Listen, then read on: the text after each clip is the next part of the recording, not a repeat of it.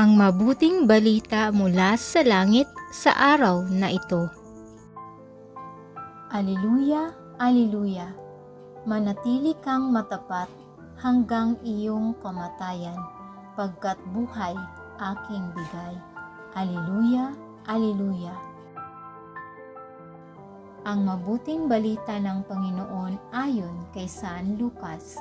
Pinupuri ka namin, Panginoong Hesukristo. Noong panahong iyon, pinag-uusapan ng ilang tao ang templo, ang kahangahangang mga bato na ginamit dito at ang mga palamuti nito na inihandog ng mga tao. Kaya't sinabi ni Jesus, darating ang panahong lahat ng nakikita ninyong iyan ay iguguho. Walang batong ititira sa ibabaw ng kapwa bato. Tinanong nila si Jesus, Guro, kailan po ito mangyayari? At ano ang magiging palatandaan na ito'y magaganap na? Sumagot siya, mag-ingat kayo at nang hindi mailigaw ninuman.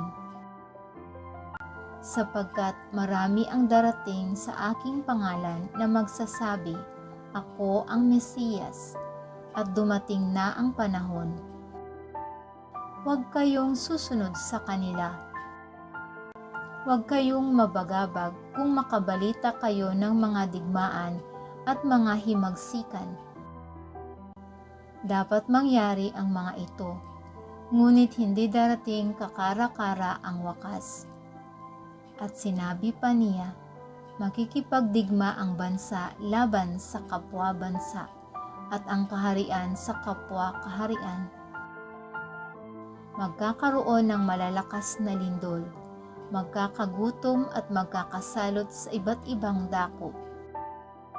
May lilitaw na mga kakilakilabot na bagay at mga kagilagilalas na tanda buhat sa langit.